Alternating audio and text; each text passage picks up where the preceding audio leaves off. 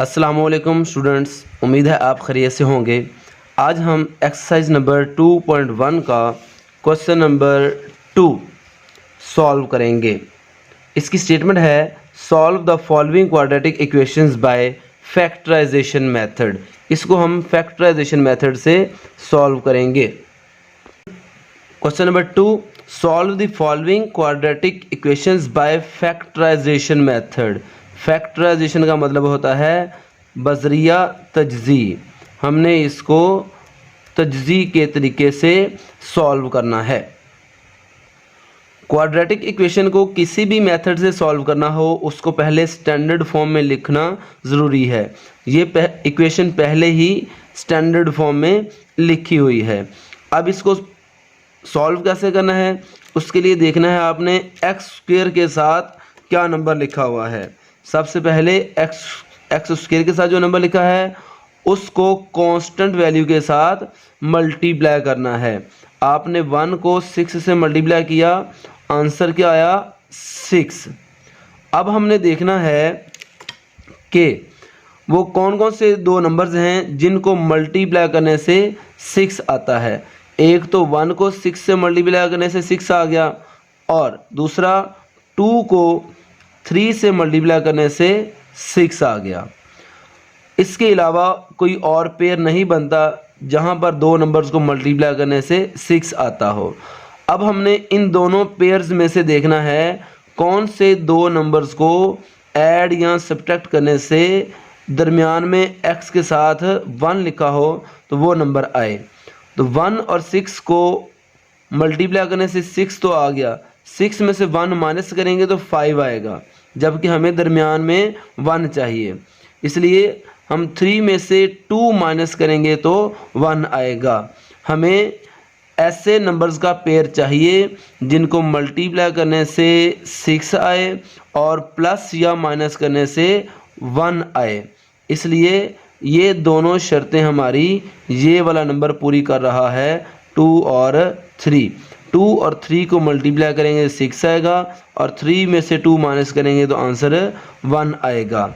इसलिए हमने इसकी फैक्टराइजेशन करने के लिए 2 और 3 को यूज़ करना है। हम लिखेंगे एक्स स्क्वायर के साथ ये 2 और 3 है, हम 2 के साथ x लगा देंगे और 3 के साथ x लगाएंगे, -6 वैसे का वैसे।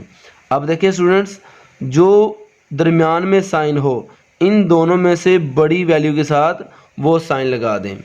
अब देखें कि इन दोनों को ऐड करने से 1 बन रहा है कि सब्ट्रैक्ट करने से 1 बन रहा है। तो हमने देखा 3 में से 2 माइनस करने से 1 बन रहा है।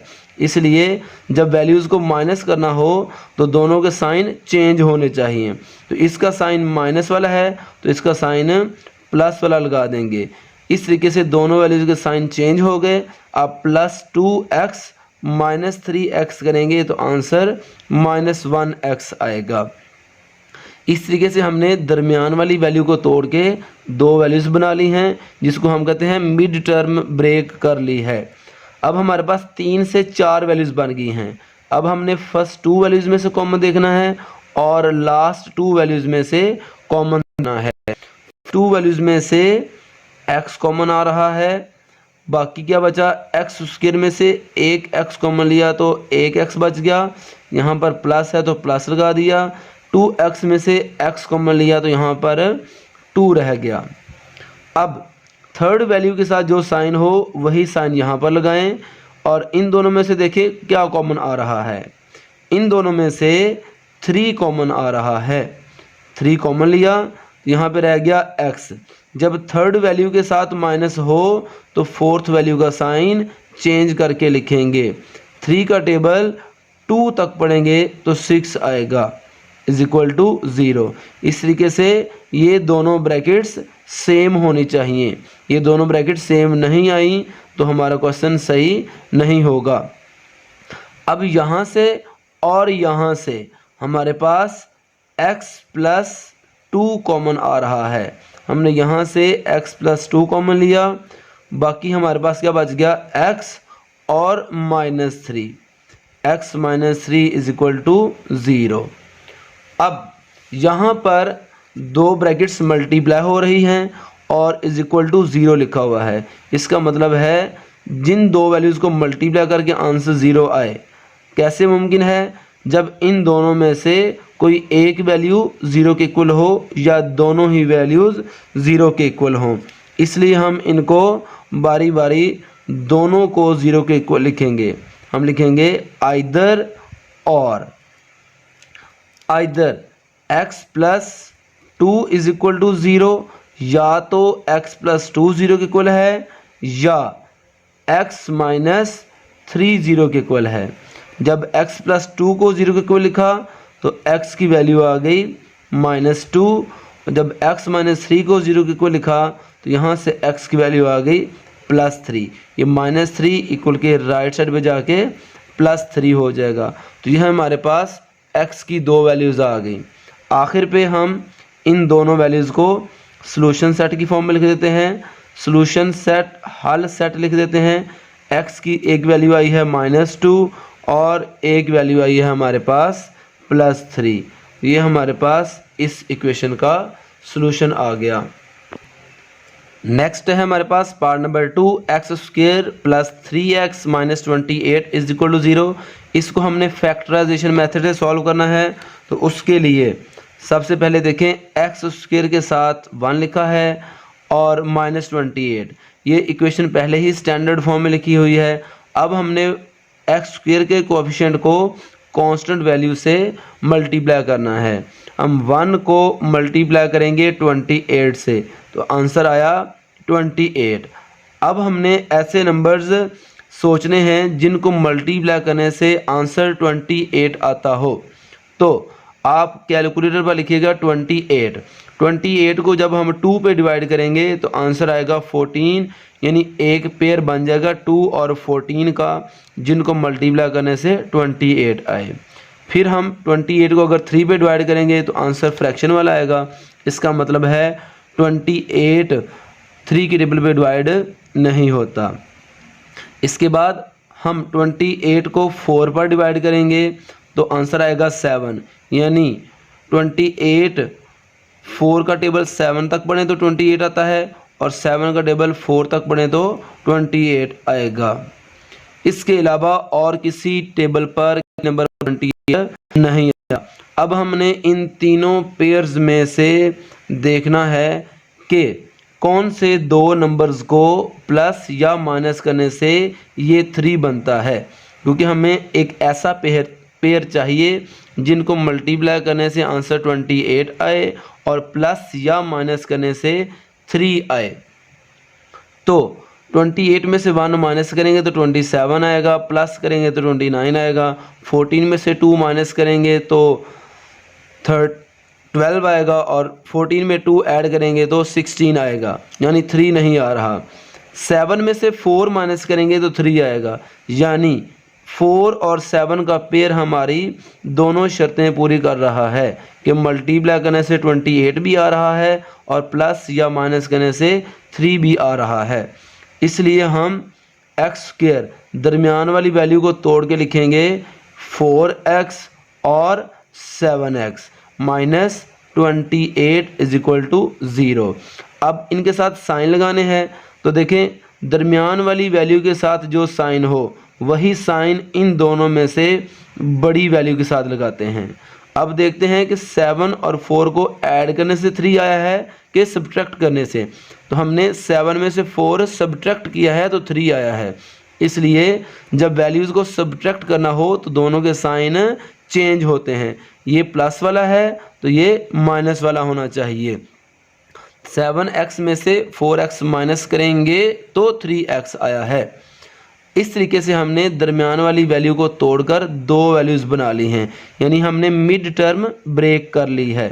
अब हम फर्स्ट 2 वैल्यूज़ में से कॉमन देखेंगे और लास्ट 2 वैल्यूज़ में से कॉमन देखेंगे। फर्स्ट 2 वैल्यूज़ में से x कॉमन आ रहा है, x कॉमन लिया बाकी x रह गया। x² में से x कॉमन लिया बाकी x रह गया, माइनस यहाँ पर 4 बच गया। यहाँ से +7 कॉमन ले लेंगे। थर्ड वैल्यू के साथ जो साइन हो वही साइन यहाँ पर आता है। 7 कॉमन लिया बाकी रह गया x माइनस 7 का टेबल 4 तक पढ़ेंगे तो 28 आएगा, तो यहाँ पर 4 बच गया। याद रखें स्टूडेंट्स, ये दोनों ब्रैकेट्स सेम होनी चाहिए। अब यहाँ से और यहाँ से x माइनस 4 कॉमन आ गया, बाकी हमारे पास रह गया x plus 7 is equal to 0। अब ये दो ब्रैकेट्स मल्टीप्लाई हो रही हैं और इज इक्वल टू 0 लिखी हैं, इसका मतलब है इन दोनों में से कोई एक वैल्यू 0 के इक्वल होगी या दोनों ही वैल्यूज़ 0 होंगी। हम लिखते हैं आइदर, या तो और, या तो हमारे पास x माइनस 4 0 के इक्वल है या x प्लस 7 0 के इक्वल है। अगर x माइनस 4 0 के इक्वल है तो x की वैल्यू हो गई 4, ये माइनस 4 इधर जाके प्लस 4 हो गया, और x ये प्लस 7 इक्वल के दूसरी साइड पे जाके माइनस 7 हो गया। इस तरीके से हमारे पास x की दो वैल्यूज़ आ गई और हमारा सॉल्यूशन सेट आ गया 4, -7। नेक्स्ट है पार्ट नंबर 3। ये इक्वेशन भी स्टैंडर्ड फॉर्म में लिखी हुई है। कोई भी इक्वेशन स्टैंडर्ड फॉर्म में लिखी हो उसमें एक्स स्क्वायर के कोएफिशिएंट को कॉमन वैल्यू से मल्टीप्लाई करें। 6 को 5 से मल्टीप्लाई करते हैं, आंसर आ गया 30। अब हमने दो ऐसे नंबर्स तलाश करने हैं जिनको मल्टीप्लाई करने से आंसर 30 आता हो। तो एक तो 1 का टेबल 30 तक पढ़ने से 30 आता है, और जब 30 को 2 पर डिवाइड करेंगे तो आंसर आएगा 15। इसका मतलब है 2 को 15 से मल्टीप्लाई करने से आंसर आएगा 30। और जब हम 30 को 3 पर डिवाइड करेंगे तो आंसर आएगा 10, यानी 3 को 10 से मल्टीप्लाई करने से आंसर आता है 30। इस तरीके से हमारे पास ये वो सारे पेयर्स आ गए जिनको मल्टीप्लाई करने से आंसर 30 आता है। इनमें से हमने एक पेयर सिलेक्ट करना है जो हमारी ये शर्त पूरी कर रहा हो कि नंबर्स को ऐड या सब्ट्रैक्ट करने से आंसर 13 आ रहा हो।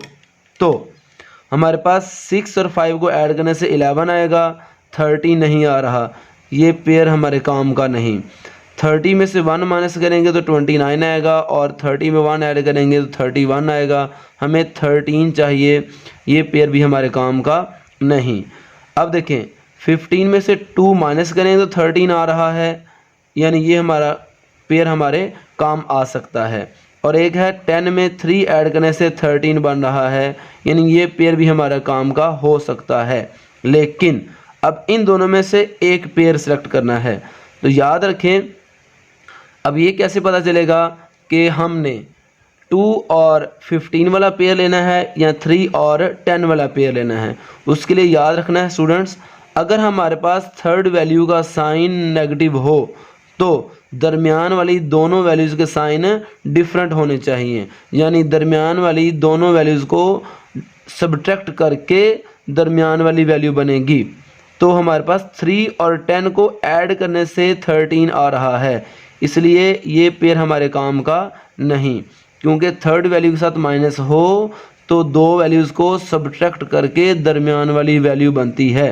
तो 15 में से 2 सब्ट्रैक्ट करेंगे तो 13 आएगा, इसलिए ये पेयर हमारे काम का है। इसलिए हम यहाँ पर लिखेंगे 6x², 2 के साथ x लगाएंगे, 15 के साथ x लगाएंगे, -5 = 0। फिर मैंने बताया अगर दरमियान में प्लस हो तो इन दोनों में से बड़ी वैल्यू के साथ प्लस लगा दें, और 15 में से 2 माइनस करने से 13 बनेगा, इसलिए 2 के साथ माइनस लगा दें। अब हमने मिड टर्म ब्रेक कर ली है, तो अब 4 वैल्यूज़ में से 2 वैल्यूज़ का पेयर बनाकर कॉमन लेंगे। फर्स्ट 2 वैल्यूज़ में से कॉमन देखेंगे और लास्ट 2 वैल्यूज़ में से कॉमन देखेंगे। फर्स्ट 2 वैल्यूज़ में से 2x कॉमन आ रहा है, 6 और 2 में से 2 कॉमन लिया, x² और x में से x कॉमन लिया, तो 2 का टेबल 3 तक पढ़ने से 6 आया, एक्स स्क्वायर में से एक एक्स कॉमन ले लिया, बाकी एक एक्स रह गया, माइनस यहाँ पर 2x था, 2x ही कॉमन ले लिया, तो यहाँ पर क्या बचेगा, यहाँ पर 1 बच जाएगा, क्योंकि 2x को दोबारा 1 से मल्टीप्लाई करेंगे तो 2x ही आएगा। जहाँ पर कुछ ना बचे वहाँ पर 1 लिख देते हैं।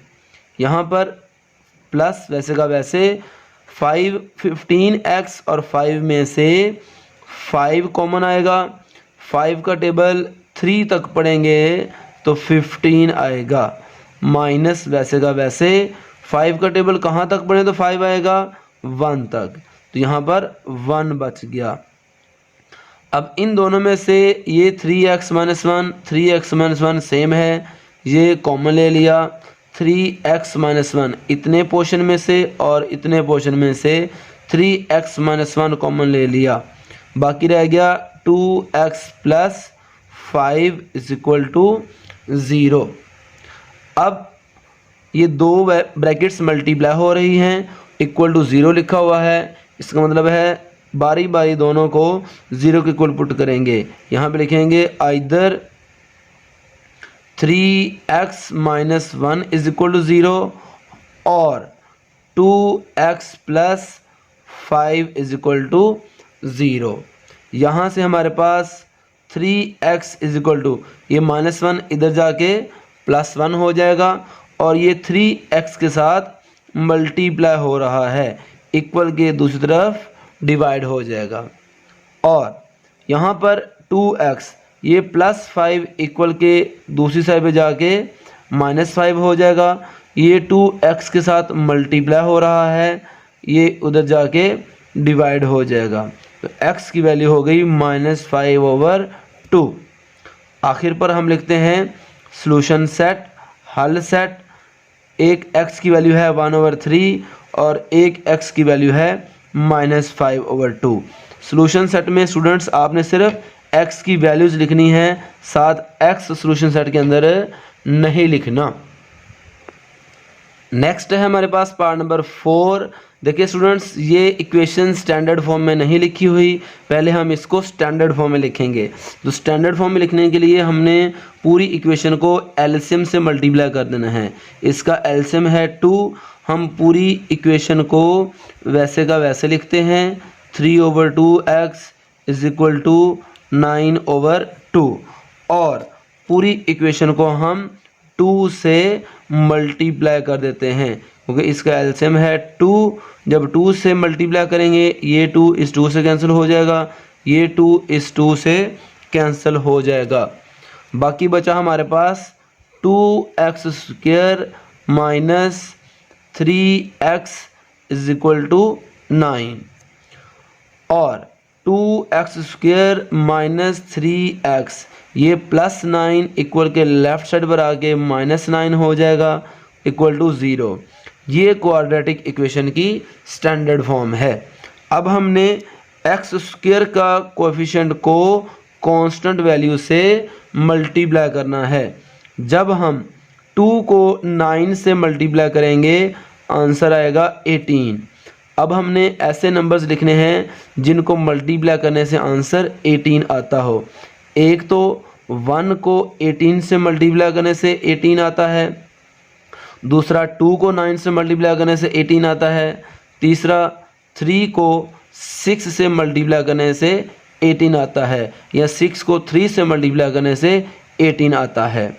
अब इन तीनों पेयर्स में से हमने एक पेयर सेलेक्ट करना है जहां पर हमें दो वैल्यूज़ को प्लस या माइनस करने से 3 हासिल हो। तो 9 में से 2 माइनस करें तो 7 आएगा, 3 नहीं मिलेगा। 18 में से 1 माइनस करेंगे तो 17 आएगा, 18 में 1 प्लस करेंगे तो 19 आएगा, 3 नहीं आएगा। यानी ये दोनों पेयर हमारे काम के नहीं हैं। यहाँ पर 6 में से 3 माइनस करेंगे तो 3 हासिल होगा, इसका मतलब है ये पेयर हमारे काम का है। तो 2x², यहाँ पर मैंने 3x को तोड़ के लिखना है 3x और 6x -9 वैसे का वैसे। मैंने बताया इन दोनों के साथ साइन कौन कौन से लगाने हैं, दरमियान में जो साइन हो वो इन दोनों में से बड़ी वैल्यू के साथ लगा दें। अब देखें 6 में से 3 माइनस करने से 3 आएगा, तो जब दो वैल्यूज़ को माइनस करने से ये वैल्यू बनेगी तो दोनों के साइन चेंज होने चाहिए। तो अगर ये माइनस है तो ये प्लस होगा, क्योंकि plus 3x minus 6x minus 3x बनेगा। अब हमने 3 से 4 वैल्यूज़ बना ली हैं, तो अब हम दो दो वैल्यूज़ का पेयर बनाकर कॉमन लेंगे। फर्स्ट 2 वैल्यूज़ में से कॉमन देखेंगे और लास्ट 2 वैल्यूज़ में से कॉमन देखेंगे। फर्स्ट 2 वैल्यूज़ में से x कॉमन आ रहा है, बाकी रह गया 2x प्लस 3। थर्ड वैल्यू के साथ जो साइन हो वही साइन यहाँ पर लगा दें। इन दोनों में से 3 कॉमन आ रहा है, क्योंकि 3 के टेबल पे ही 6 आता है और 3 के टेबल पर ही 9 आता है, इसलिए 3 कॉमन लिया। 3 का टेबल 2 तक पढ़ेंगे तो 6 आएगा, तो यहाँ पे बचा 2x। जब थर्ड वैल्यू के साथ माइनस हो तो फोर्थ वैल्यू का साइन चेंज करके यहाँ पर लिखते हैं। अब 3 का टेबल 3 तक पढ़ेंगे तो 9 आएगा, यानी यहाँ पर बच गया 3 इज इक्वल टू 0। देखिए स्टूडेंट्स, ये दोनों ब्रैकेट्स सेम होनी चाहिए। अब यहाँ से और यहाँ से 2x प्लस 3 कॉमन आ रहा है, 2x प्लस 3 कॉमन ले लिया, बाकी रह गया x minus 3 is equal to 0। अब हम इन दोनों ब्रैकेट्स को 0 के इक्वल लिखते हैं। हम लिखते हैं आइदर या तो 2x प्लस 3 0 के इक्वल है, या x माइनस 3 0 के इक्वल है। तो यहाँ से x की वैल्यू फाइंड करते हैं। 2x इज इक्वल टू ये प्लस 3 इक्वल के राइट साइड पे जाके माइनस 3 हो जाएगा, और ये 2x के साथ मल्टीप्लाई हो रहा है, इक्वल के दूसरी तरफ जाके डिवाइड हो जाएगा। इस तरीके से x माइनस 3 है, ये माइनस 3 इक्वल के राइट साइड पे जाके प्लस 3 हो जाएगा। तो ये हमारे पास x की दो वैल्यूज़ आ गई हैं। इनको हम सॉल्यूशन सेट यानी हल सेट में लिख लेते हैं, -3/2, 3। ये हमारा फाइनल आंसर है। नेक्स्ट है हमारे पास पार्ट नंबर 5। सबसे पहले हमने इसको स्टैंडर्ड फॉर्म में लिखना है, फिर हमने इसको फैक्टराइजेशन मेथड से सॉल्व करना है। देखिए स्टूडेंट्स, यहाँ पर भी एक फ्रैक्शन वाली वैल्यू है, यहाँ पर भी एक फ्रैक्शन है, और इनके साथ कोई भी अलहदा से वैल्यू ऐड या सब्ट्रैक्ट नहीं हो रही, इसलिए हम इसकी फ्रैक्शन ख़त्म करने के लिए क्रॉस मल्टीप्लिकेशन करेंगे। यहाँ पर फ्रैक्शन वाली वैल्यूज़ के साथ ये x² ऐड हो रहा था, इसलिए हमने इसकी फ्रैक्शन ख़त्म करने के लिए एलसीएम से मल्टीप्लाई किया। लेकिन यहाँ पर फ्रैक्शन के साथ कोई वैल्यू ऐड या सब्ट्रैक्ट नहीं हो रही, इसलिए हम क्रॉस मल्टीप्लिकेशन करेंगे। और ये चीज़ बता रही है कि अगर हमारे पास x की वैल्यू 2 आ गई या x की वैल्यू -5 आ गई तो वो वैल्यू हमने सॉल्यूशन सेट में नहीं लिखनी, क्योंकि जब ये वैल्यूज़ x की जगह पुट करेंगे तो ये फ्रैक्शन अनडिफाइंड हो जाएगा, इसमें नीचे वाली वैल्यू 0 हो जाएगी। अब हम क्रॉस मल्टीप्लिकेशन करते हैं। हम 3x माइनस 8 को मल्टीप्लाई करते हैं x प्लस 5 से, और 5x माइनस 2 को मल्टीप्लाई करते हैं x माइनस 2 से। अब इन दोनों ब्रैकेट्स को मल्टीप्लाई करें। 3x को पहले x से मल्टीप्लाई करेंगे, 3x², फिर 3x को प्लस 5 से मल्टीप्लाई करेंगे, ये आएगा 15x। फिर -8 को x से मल्टीप्लाई करेंगे, -8x। फिर -8 को प्लस 5 से मल्टीप्लाई करेंगे, -8 को 5 से मल्टीप्लाई करेंगे 40 इज इक्वल टू, अब 5x को x से मल्टीप्लाई करेंगे 5x², 5x को -2 से मल्टीप्लाई करेंगे -10x। फिर -2 को x से मल्टीप्लाई करेंगे -2x, -2 को -2 से मल्टीप्लाई करें +4, ये माइनस और माइनस हो जाएगा प्लस, 2 को 2 से मल्टीप्लाई किया 4। अब इसको सिंप्लीफाई करें ज़रा, 3x² plus 15x minus 8x। 15x में से 8x माइनस करेंगे तो प्लस 7x बचेगा minus 40 is equal to 5x² minus 10x minus 2x minus 12x plus 4 वैसे ही लिख दिया। अब सारी वैल्यूज इक्वल के एक साइड पर ले आएंगे, 3x² plus 7x minus 40 same लिख दिया। ये प्लस 5x² लेफ्ट साइड पर आके minus 5x² minus 12x left side पर आके प्लस 12x और प्लस 4 लेफ्ट साइड पर आके माइनस 4 हो जाएगा। यानी जब सारी वैल्यूज़ को लेफ्ट साइड पे लेके जाएंगे तो सब के साइन चेंज कर देंगे। अब x² वाली वैल्यूज़ को आपस में माइनस करेंगे, 3x² में से 5x² माइनस किया तो माइनस 2x² बच गया, plus 7x plus 12x। x वाली दोनों वैल्यूज़ प्लस वाली हैं, इनको ऐड कर लेते हैं, 7x plus 12x 19x minus 4 minus 40 minus 4, ये हो गया माइनस 44 इज इक्वल टू 0। अब अगर x² वाली वैल्यू के साथ माइनस आ जाए तो माइनस को पूरी इक्वेशन से मल्टीप्लाई करें। जब माइनस को पूरी इक्वेशन से मल्टीप्लाई करेंगे तो सारी वैल्यूज़ के साइन चेंज हो जाएंगे। प्लस 19 माइनस 19x हो जाएगा, minus 44 plus 44 is equal to 0, क्योंकि 0 न्यूट्रल नंबर होता है, इसका कोई साइन पॉजिटिव या नेगेटिव नहीं लगाते। ये हमारे पास क्वाड्रेटिक इक्वेशन की स्टैंडर्ड फॉर्म आ गई है। अब x² के कोएफिशिएंट को कांस्टेंट वैल्यू से मल्टीप्लाई करें, ये बनेगा 2 मल्टीप्लाई 44 इज इक्वल टू 88। यानी अब दो नंबर्स को मल्टीप्लाई करें 88 आए और उन्हीं दो नंबर्स को प्लस या माइनस करें तो आंसर 19 आए। हमें ऐसे दो नंबर्स चाहिए। अब हम 1 को 88 से मल्टीप्लाई करें तो आंसर 88 आएगा, और अगर हम 88 को 4 पर डिवाइड करेंगे तो आंसर आएगा 22।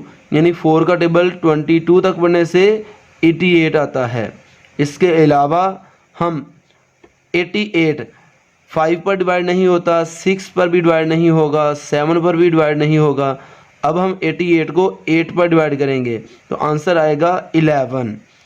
11 का टेबल 88 तक बढ़ेंगे तो 88 आएगा।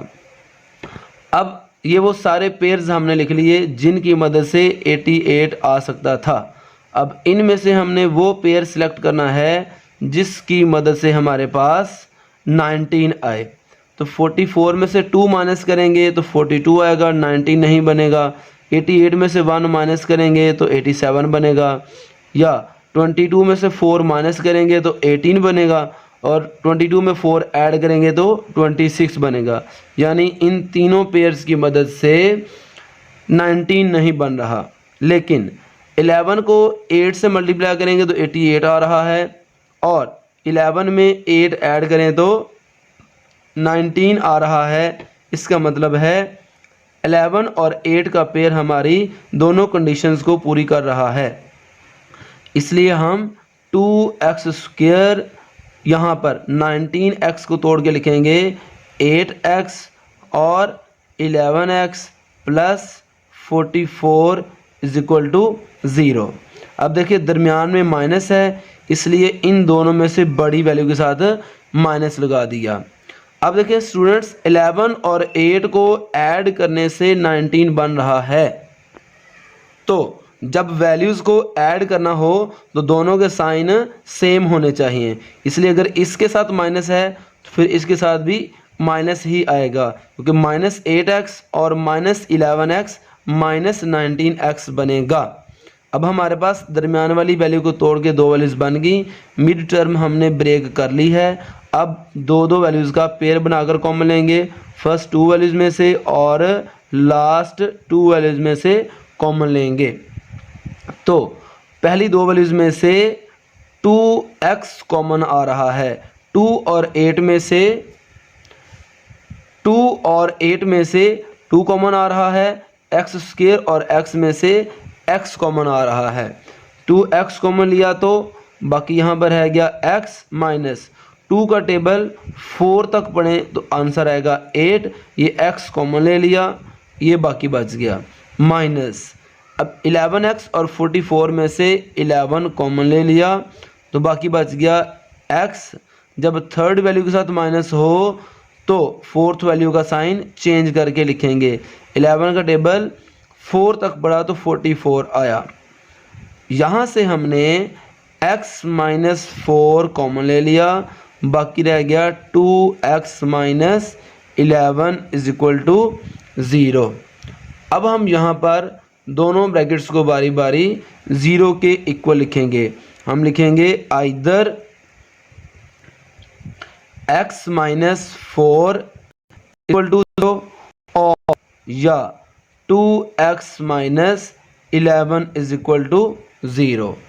यहाँ से x की वैल्यू आ जाएगी 4 और यहाँ से 2x इज इक्वल टू ये माइनस 11 इधर जाके प्लस 11 हो जाएगा और ये 2x के साथ मल्टीप्लाई हो रहा है, इक्वल के दूसरी साइड पे जाके डिवाइड हो जाएगा।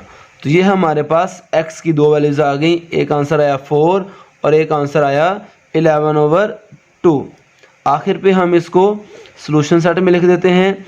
सॉल्यूशन सेट है हमारे पास, एक x की वैल्यू है हमारे पास 4 और एक x की वैल्यू है हमारे पास 11/2। तो ये हमारा फाइनल आंसर है। नेक्स्ट है हमारे पास पार्ट नंबर 6।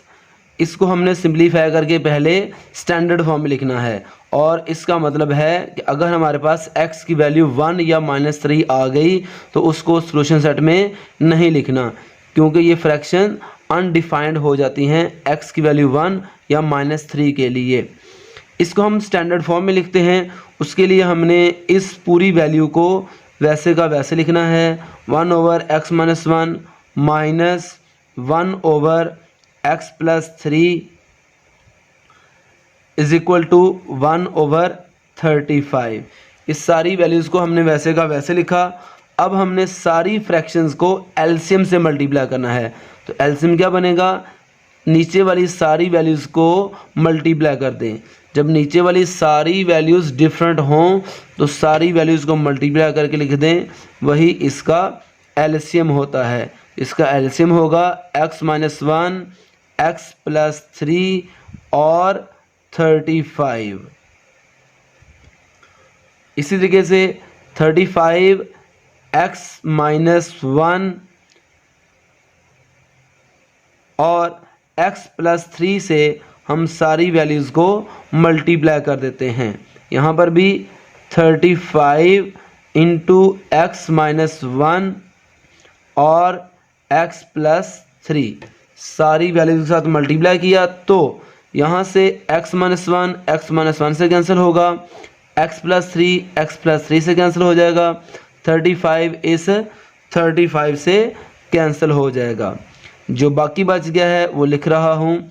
यहाँ पर बचा 35 और x + 3 माइनस यहाँ पर बच गया 35 और x - 1 इज इक्वल टू यहाँ पर बच गया x - 1 और x + 3। अब 35 को इस ब्रैकेट के अंदर मल्टीप्लाई करते हैं। 35 को x से मल्टीप्लाई किया तो 35x प्लस 35 को 3 से मल्टीप्लाई करेंगे तो आंसर आएगा 105 माइनस 35 को x से मल्टीप्लाई करेंगे तो -35x माइनस 35 को -1 से मल्टीप्लाई करें, minus minus plus 35 1s are 35 is equal to इन दोनों ब्रैकेट्स को मल्टीप्लाई करें। पहले x को इस पूरी ब्रैकेट से मल्टीप्लाई करेंगे, फिर -1 को इस पूरी ब्रैकेट से मल्टीप्लाई करेंगे। x को x के साथ मल्टीप्लाई करेंगे तो x² x को +3 से मल्टीप्लाई करेंगे तो +3x, -1 को x से मल्टीप्लाई करेंगे तो -1x, -1 को +3 से मल्टीप्लाई करें तो माइनस प्लस माइनस 1 को 3 से मल्टीप्लाई करें 3। अब सेम वैल्यूज़ को आपस में ऐड या सब्ट्रैक्ट कर लें। देखें ये भी 35x और ये भी 35x, एक प्लस वाला है और एक माइनस वाला है, ये वैल्यूज़ आपस में कैंसिल हो गई। 105 प्लस वाला है और 35 प्लस वाला है, 105 प्लस 35, ये आंसर आएगा +140 is equal to x square. ये दो वैल्यूज़ x वाली हैं, ये एक एक्स स्क्वेयर वाली है, दो x वाली हैं, तो +3x - 1x, ये बनेगा +2x - 3। अब इन तीनों वैल्यूज़ को इधर ले आएँ, ये हो जाएगा -x² -2x, ये -3 इधर आके हो जाएगा +3, और ये +140 पहले ही इधर लिखा हुआ है इज इक्वल टू 0। अब -x² -2x वैसे ही लिख दिया, 3 + 140 ये बन गया 143 इज इक्वल टू 0।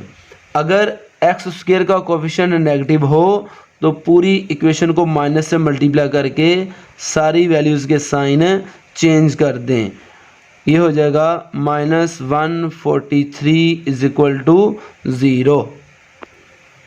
अब हम x² के कोफिशिएंट को इस कांस्टेंट वैल्यू से मल्टीप्लाई करेंगे तो आंसर आएगा, 1 को 143 से मल्टीप्लाई किया तो आंसर आ गया 143। तो अब हमें दो ऐसे नंबर चाहिए जिनको मल्टीप्लाई करने से 143 आए और प्लस या माइनस करने से 2 आए। तो हम देखते हैं 143 क्योंकि ओड नंबर है, ये 2 के टेबल पे डिवाइड नहीं हो रहा।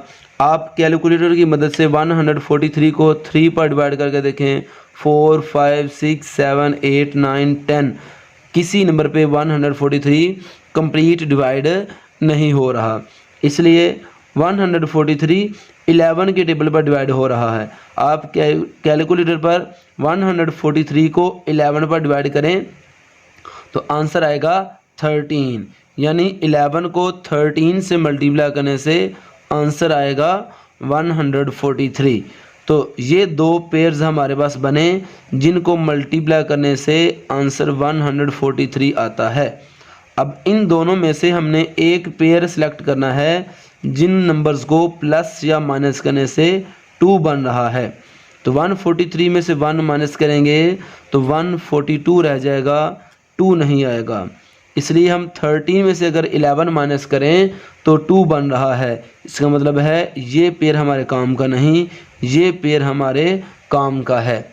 इसलिए हम मिड टर्म को ब्रेक करके लिखते हैं, 2x की जगह पर लिखते हैं 11x और 13x माइनस 143 वैसे का वैसे।